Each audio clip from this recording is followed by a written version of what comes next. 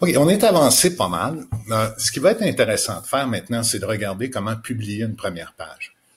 Un des premiers éléments d'une page, bien souvent, c'est l'image. Hein? On veut utiliser les images. On va s'assurer d'être éthique, d'être rigoureux. C'est le but de notre site aussi. Donc, on va prendre des images sur lesquelles il n'y a pas de licence, de droit d'auteur, ou soit des images, évidemment, qui nous appartiennent. On ne se comporte pas n'importe comment non plus avec des images lorsqu'on veut publier sur un site web puis être indexé par Google. Alors, si, par exemple, on a une image de pizza, on ne s'amusera pas à l'appeler tout simplement moi-même, juste pour truquer les moteurs de recherche. En fait, ça va finir par pas fonctionner, tout simplement. Google s'en vient de plus en plus avec la reconnaissance d'images. Il va être vraiment capable de savoir si ce qu'il y a là, c'est une pizza ou si c'est une photo de vous. S'assurer donc que les droits d'auteur soient respectés aussi. Disons-nous qu'actuellement, j'ai besoin du logo de WordPress pour faire un billet.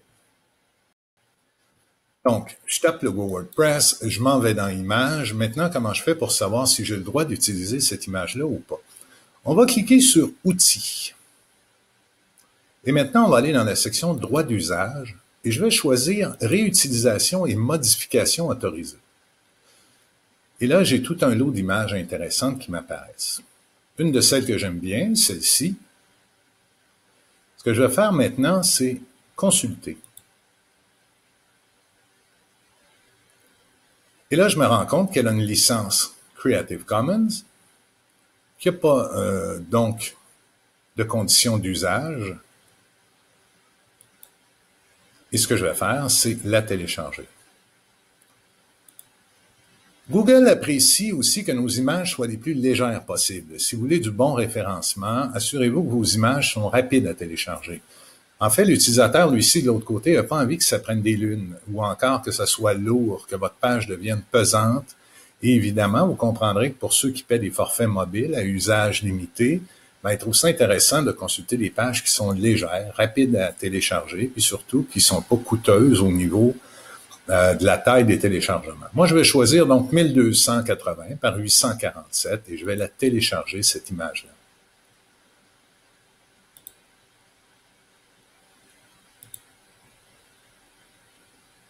Et je vais la placer sur le bureau. Maintenant, on va donner un nom à notre image qui est significatif. Donc, je l'appelle pour ce qu'elle est réellement, logo WordPress.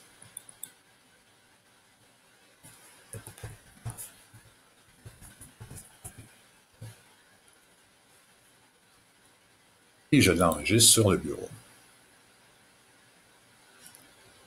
On retourne à notre site Internet maintenant. Et on va regarder comment envoyer une image, comment mettre dans la banque de notre site web des images qu'on veut publier éventuellement. Je reviens à mon tableau de bord et j'ai une section ici qui s'appelle Médias.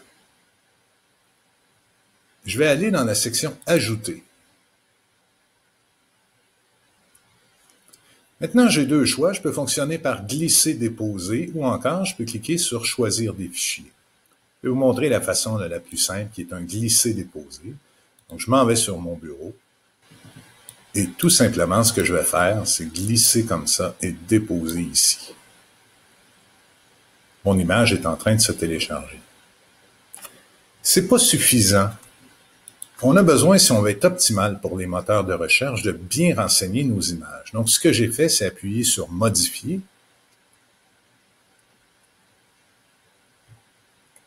Et là, je me rends compte ici, bon, alors là, j'ai mon nom de fichier qui est ici. Regardez bien ce qu'on va faire. Actuellement, ce que vous voulez faire, c'est créer des pages web. À l'intérieur de votre site, vous voulez présenter des pages. Je vais maintenant en créer une. Donc, je fais passer ma souris au-dessus de Plus créer et je vais choisir Plus créer une page. J'ai envie de créer une page qui va s'intituler « Les outils utilisés ».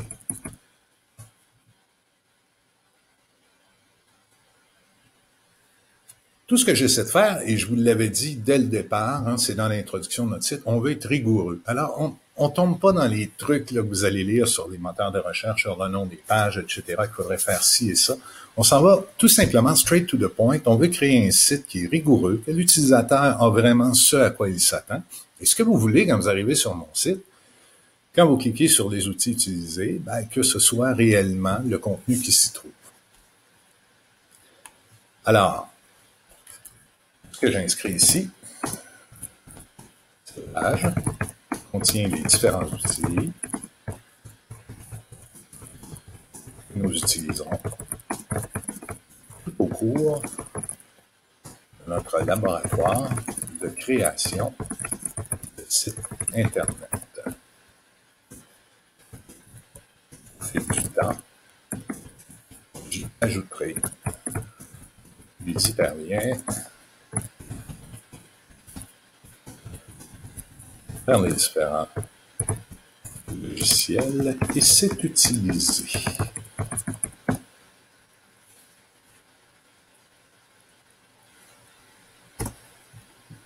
Alors, ici, c'est mon introduction. Je la mets en caractère gras. Maintenant, je fais un sous-titre. Google aime lorsque votre page est bien structurée, que le titre est cohérent avec l'information qui s'y trouve et que l'information dans cette même page-là est bien structurée. Donc ici, j'ai un résumé qui dit clairement ce qui se trouve dans la page. Et là, j'ai envie de faire un sous-titre ici.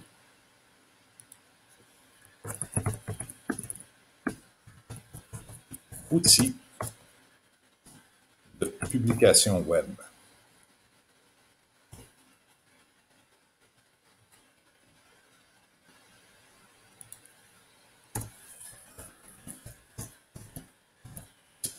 Qu'est-ce que cette section est? Donc, cette section contient des outils relatifs à la gestion du site Internet, allant du CMS, ici je vais l'écrire,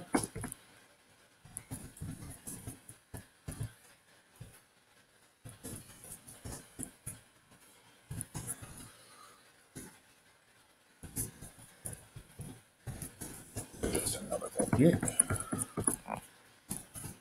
jusqu'à des applications et des outils en ligne pour l'aide à la mise en forme de contenu. Donc ici, j'aurais besoin d'un sous-titre 3 pour cette petite section. Le CMS utilisé. Et là, j'en viens à l'écrire. Nous allons utiliser pour la réalisation de notre site Internet CMS WordPress, un outil open source, gratuit, qui fait tourner près du tiers de l'ensemble des sites que l'on trouve actuellement sur le web. Ce que j'aimerais ici, c'est que les gens qui consultent notre site Internet puissent avoir un lien pour aller vers WordPress. Je voudrais que quand ils cliquent sur CMS WordPress, ils arrivent à wordpress.org. Alors, je m'en viens ici, j'inscris wordpress.org et je vais donner la référence française. Donc, je clique sur en français et je vais copier mon adresse, je vais copier l'URL.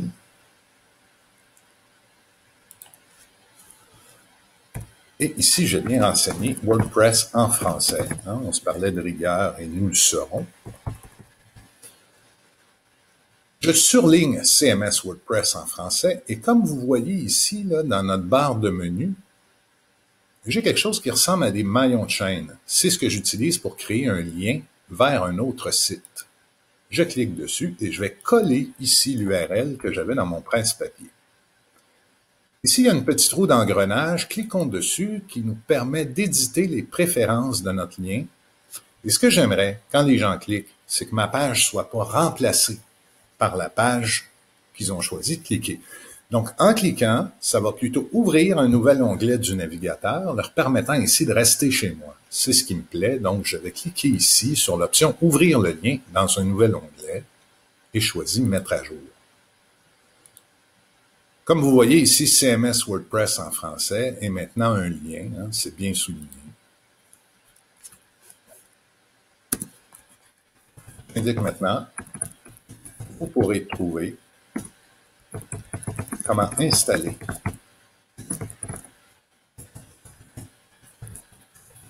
WordPress dans les tutoriels que nous proposons sur ce site. Je vais encore une fois prendre tutoriel jusqu'à ce que nous proposons. Donc, tutoriel que nous proposons. Je clique encore une fois sur insérer ou modifier un lien. Et comme j'avais déjà créé une page existante, je vais cliquer ici sur tous les tutoriels vidéo. C'est une page qui existe déjà et que j'avais créée précédemment, comme une page qu'on est en train de créer. Vous allez voir qu'à mesure que vous allez créer des pages, vous allez pouvoir créer des hyperliens. Ils vont toujours apparaître dans cette section-là. Donc, je choisis tous les tutoriels vidéo, qui est la page vers laquelle je voudrais référer, et je clique sur « Ajouter un lien », mais cette fois, je ne veux pas qu'il s'ouvre dans la même fenêtre. Ajouter un lien. Comme vous voyez ici, on l'indique, j'ai 136 mots jusqu'à maintenant. Je vous dis tout de suite, Google a une forte préférence pour que vos pages aient un minimum de 300 à 500 mots. Dans la tête de Google, ce que ça dit, c'est que lorsque cette page-là a autant de mots, a autant de texte, ben c'est une page à contenu. C'est pas la seule condition. Il ne s'agit pas d'écrire n'importe quoi pendant 300, 500 mots. À tout le moins, c'est de s'assurer d'avoir des informations qui sont cohérentes, qui sont bien documentées. Autre chose aussi que je peux dire là-dessus, c'est que WordPress a déjà lui aussi des instructions très bien faites pour l'installer. Alors, je vais donner une référence là-dessus.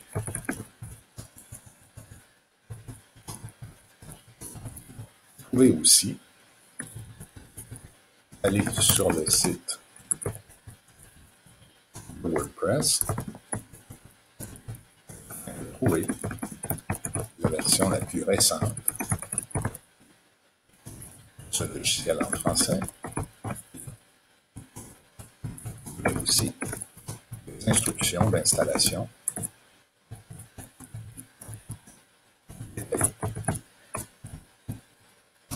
En profiter aussi pour dire que la communauté WordPress a un forum d'utilisateurs.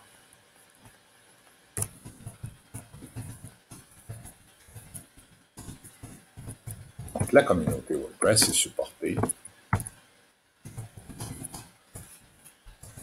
par une large guilde d'utilisateurs, programmeurs,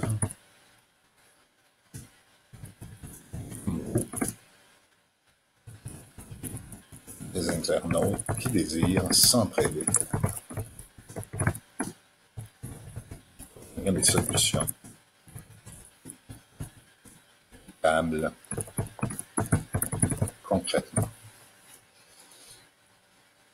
On vient ici, dans la section installation, et je vais copier ce qu'on retrouve ici. Je vais faire un lien dans la partie où je dis que les gens peuvent aller là et trouver des instructions d'installation détaillées. Je crée l'hyperlien et encore une fois, l'engrenage, et je vais dire qu'on ouvre dans un nouvel onglet et je mets à jour. Je reviens, je vais dans la section télécharger WordPress et pour la partie où j'indique que les gens peuvent télécharger la version la plus récente, de ce logiciel en français, j'highlight, je surligne, en surbrillance c'est là, je coche ouvrir le lien et je mets à jour. Je reviens encore une fois.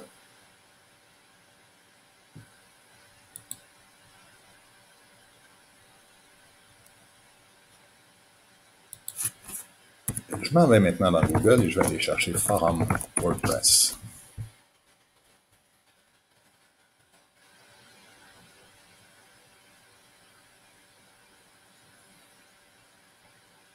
Et puisqu'ici, je ne suis pas certain que c'est l'organisation, je vais m'assurer d'être bien dans le forum de WordPress.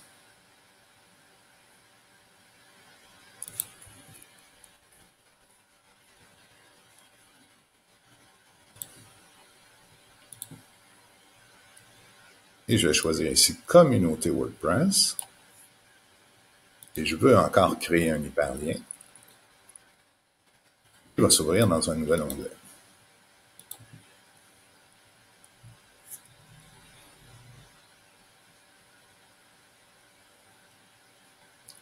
Maintenant, tantôt, on est allé chercher une image. Ce que je veux faire ici, c'est insérer mon image à l'intérieur de cette section-là. Donc, je me place avant le N et je vais faire ajouter un média ici. Je vais chercher l'image WordPress qu'on est allé prendre tantôt. Mais avant d'aller plus loin, vous voyez ici, on a adresse web et tout ça. Donc, on nous indique sur le serveur quel est le lien vers l'image. Tout ça, ça va. Le titre de l'image, on ne bouge pas ça. Dans la légende, je vais inscrire logo WordPress. On va fermer ça. WordPress. Le CMS utilisé pour ce site et notre projet. Texte alternatif, ce que c'est, très important à documenter, notamment, ça va être utilisé dans tout ce qui est accessibilité, mais ça va aussi, si votre image, par exemple, n'apparaît pas, quelqu'un passerait sa souris au-dessus, il pourrait voir qu'est-ce que l'image contient. Et c'est là où on veut être le plus possible en détail. Donc, logo du CMS WordPress. Plus vous faites bien ce travail-là, plus Google va avoir une sérieuse tendance à bien vous indexer parce que vous faites les choses d'une façon éthique et claire dans les règles de l'art. Je l'insère. Donc, on revient ici. Qu'est-ce que j'ai fait? Alors, on regarde. J'ai mon image qui est là. Je lui ai donné un texte alternatif. Je demande à ce qu'elle soit alignée à droite, incluse dans le texte, en taille moyenne, et je ne veux pas qu'elle soit cliquable, donc je n'ai pas envie que les gens puissent s'ouvrir. Ce n'est pas une image pertinente qu'ils ont besoin de voir en plus grand. Là, il y aurait tout un lot d'options avancées. Attribut de titre de l'image, ben, pourquoi pas. Logo de WordPress. Mettre à jour. Si vous avez envie de jeter un œil à quoi votre page ressemble lorsqu'elle sera en ligne, ben comme vous voyez ici, j'ai aperçu. Je clique sur aperçu.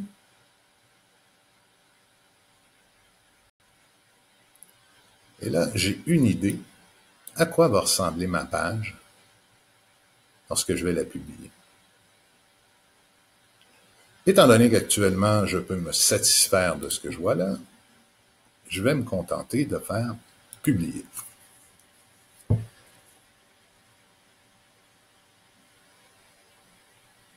Notre page pourrait être beaucoup plus optimale. Je vais vous faire une vidéo bientôt qui va expliquer comment je construis mes textes pour m'assurer que Google apprécie. Mais ce que Google aime bien, c'est que vos pages soient ensemble et s'interrelient entre elles de sorte que le contenu est facilement trouvable pour la personne qui vient visiter votre site. Je vous donne un exemple en particulier. Cette page contient les différents outils que nous utiliserons tout au cours de notre laboratoire de création de sites Internet. Ça pourrait très bien être en lien avec ma page d'accueil qui explique qu'est-ce que notre projet. J'ajoute mon lien. Je peux mettre ma page à jour.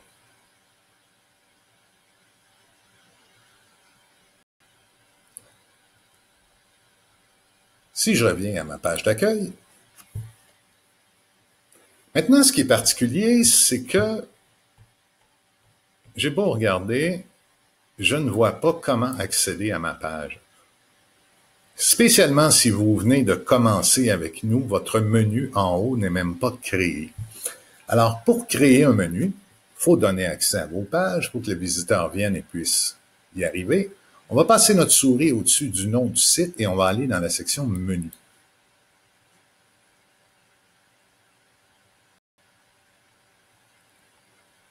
Ce que vous allez faire, vous, c'est créer un nouveau menu. On lui donne un nom. Dans mon cas, je vais l'appeler Index et je clique sur Créer le menu. Ensuite, ce que je vous invite à faire, c'est aller à Gérer les emplacements. Et vous avez ici Menu principal. Hein? Alors, le menu principal, on va lui dire « Utilise le menu que je viens de créer. Utilise Index comme menu principal et vous faites enregistrer les modifications. » Pour l'instant, on ne s'attendra pas au menu social. Je reviens à modifier les menus. Et là, je veux ajouter des pages. Une première que j'ai faite, qui sont tous les tutoriels vidéo. J'ai une autre page que je viens de créer qui s'appelle « Tous les outils utilisés ». Et j'en ai une autre qui est ma page d'accueil, qui a un très long titre. On va le solutionner. Donc ici, j'ai 3 pages. Cette page-là ici, c'est ma page d'accueil. Je voudrais tout simplement qu'elle apparaisse dans le menu sous le thème « Accueil ». La flèche ici, au côté de page, dans le titre de la navigation, je vais remplacer ce long titre tout simplement par « Accueil ». Ce que je vais faire aussi, c'est glisser, déposer tout en haut, puisque je veux que ce soit le premier item de mon menu. Tout le reste me convient parfaitement. Lorsque vous avez terminé, vous faites enregistrer le menu. Maintenant, si on vient visualiser notre site Internet, comme vous voyez, on a la page, toutes les pages qu'on a créées sont ici en haut. Si je clique sur les outils utilisés, j'arrive donc à la page que je viens tout juste de créer devant vous. Donc, c'est la façon utilisée pour créer une page et on peut créer tout un lot de pages. Maintenant, je vous invite à attendre parce que bientôt, on va avoir un tutoriel qui va vraiment nous expliquer comment on devrait créer l'architecture de contenu de notre site. Parce que Google est aussi assez pointilleux sur la façon de bien structurer l'information et comment Google, justement, juge qu'une information est bien structurée ou pas. C'est ce qu'on va voir dans un tutoriel qui s'en vient. Alors, merci de votre écoute. Continuez, lâchez pas, faites-vous des idées, amusez-vous, planchez. Faites essai-erreur en attendant, puis moi, je vous reviens dans un prochain vidéo.